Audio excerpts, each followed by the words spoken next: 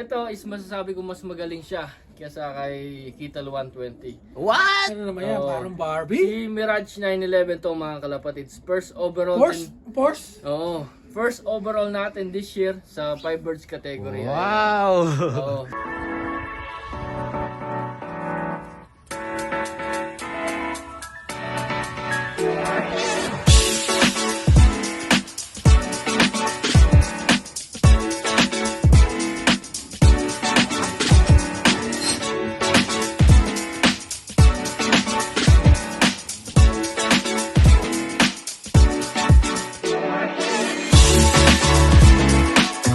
Yan. Ah. Sir, pakilala mo naman yung hawak mong ibon. Ayan. So ito is masasabi ko mas magaling siya kaysa kay Kital 120. What? Ano naman yan? Oo. Parang Barbie? Si Mirage 911 to mga kalapatids. First overall Porsche? Oo. First overall natin this year sa Firebirds category. Wow! Oo. Kung yung mga ano nito lagi nasa top 5. Yung ano, Batcher to nila. Batcher. Yung pwesto niya. Katawan, oh. Second race. Oh, second race ano yan, equal purse. Tayo yung nag-purse dun sa second race.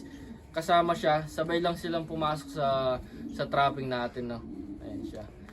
So ito is top 2 dun sa money race natin na Davidson 575 km. Mirage, Porsche 911. Ano siya, sir? Malaking ibon or? Hindi, medium size. Medium size, so small to Ano, medium. maganda katawan, sir.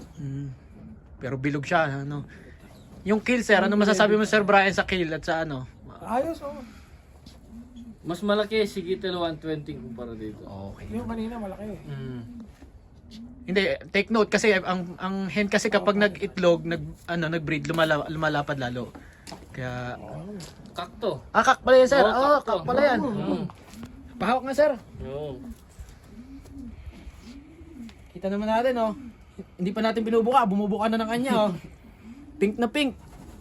Oh, say talaga, maganda. Sa size ng kak niya, maliit lang siya. Oo, maliit Pero, lang. kala ko hen. Kaya sabi ko, parang Mas malaki siya, no? 120 kanina. Mas malaki. Oo. Pero hen yun. matigas yung Kak kill niya yun. talaga. Yung kanina, Kak pareho, oh. Kak pareho. Yung mga first overall lang, kak palagi. ang mga Porsche hindi ganun kalaki, no? Porsche 911. Naniniwala ka ba, sir, sa mga katangay ng ibon? Sa mata, sa wing, sa kill? Hindi ka... Kahit ako, ano rin. Tsaka Depende. From It champion. depends. Hindi rin ako naniniwala sa speedbird sa mga long distance, no. Kasi ito pumalo sa malapit, pumalo sa malayo. Kaya nasa Sa pagre-recover. sa diba? pero nasa utak talaga ng ibon kung paano nila gagamitin. Kahit anong ganda pa niyan. Nagkaibon ako this year, hindi nagkasakit. Napakaganda ang kinis, baby powder talagang itsura. Yun, Wala. umuwi. Goodbye, baby. Nag-goodbye baby powder. Pero meron ako dito, late breed. Mayborn. Ayun, hindi siya nag-molt, lumaban. Si 2850, si Kapitan 120. Wow, late Oo. board. Late breed. Nag-top 11 na money winner sa Davidson 500. Take note, ang daming pinanalong money winner niya last year, ha? Isa to, ito. Ayan. Kaya tayo nakaka-acquire ng mga ibon ngayon, halos dahil lang sa kanya, sa mga pinalaruan Sinasabi ko sa'yo, natin. sir, ha? Napakaganda, sir. Alright. Thank you. Thank you so much. Ganito to talaga. Tayo nagpapawak. Itong ibon na to, sir. So ito si Lady Kital mga kalapatids, nanay na Foundation. foundation bird natin, Grutan's Kittle yung bloodline ng hen na to. Ito yung producer ko na hen na nanay ng mga Kittle 120 bloodline ko. Oh, ganda. Which is this year, yung anak niyan dalawa, magkaibang clutch, pareho nag-purse. Wow. Pakita natin yung yung mataray na mata, oh. Sexy, kumbaga, beautiful talaga. Ganda, sir, ganda. Yan naman, sir. Ano pa ang pangalan niya isang yan? Ito naman yung breed na natin to, yung Porsche 911 cross ng Best Kitten. Oh, yan yung napapanood ko sa vlog. Oh. So ito nakikita ko sa kanya si Prince Porsche, yung parang lolo niya. Kamukha niya yung lolo niya Five. Na Prince Porsche. Saka yung mga Porsche, usually meron silang white feather. White feather. Dahil dun sa lola nila na Live yung pangalan. Kaya pag ang Porsche mo may lumabas na white feather, isang pakpak man o dalawa, maganda. Pero ganda. depende pa rin kasi sa management mo, Oo. di ba? Oo. Kung maganda na ang ibon, yung management mo naman, salpok, wala rin. Kaya kailangan, i-combine mo pa rin. Dito tayo sa mga mga payo nila. Sir, ano ba yung management na pwede mong ibahagi? Yung talagang, kumbaga, isa sa sekreto mo, kumbaga.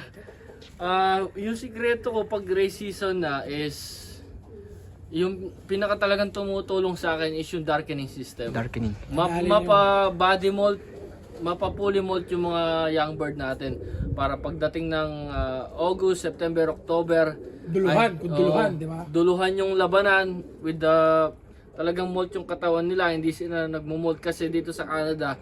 Nagmo-mold yung mga ibon around August, September, October mga Dalawang kalapatids. beses. Oo. Kaya kailangan talagang bihis yung mga ibon kapag nagre-race. Pero hindi mo rin masasabi kasi meron ako dito na late breed, hindi nag-molt. Ngayon pa lang nagmo-molt. Ayan, tumitira siya mga kalapatids. Pero yun, isa yun sa sekreto ni Sir Prime. Darkening Darkening. kapag young bird season. Tapos ako this year nag-focus ako sa more on body weight nila. Gusto ko yung magagaan sila. Yun. Bilog na magaan. Gusto ko yung yung pabi. Ayaw mo ng bilog. Apple body. Nakapabi yung picture nila na ganito. Oh. Hindi nakapaganto. Kapag nakaganto, ibig sabihin mataba sila mga kalapatids. Mabigat. Mataba sila. Mas maganda yung tama lang. Oo, yung tama lang. Tapos, May picture ba? Kung baga tawagin, may picture. tapos this year, sa young bird, yung ibon ko, 3 beses lang lumalabas sa kulungan kapag race season na. Training toss ko ng Tuesday, about mga 50 kilometers. Tapos training toss ko ng Thursday, mga 30 kilometers. Tapos yung Saturday na race. Yun lang sila lumalabas. Low fly, hindi na masyado kasi maraming hawk. Paganda ng